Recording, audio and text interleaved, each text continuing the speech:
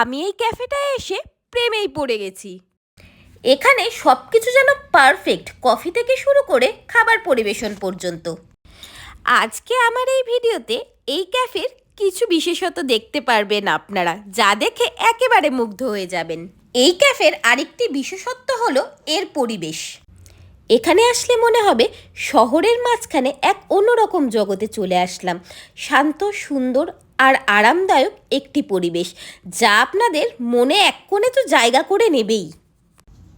শুধু কফি নয়, এই ক্যাফেতে আপনারা আরও অনেক সুস্বাদু খাবার পেয়ে যাবেন।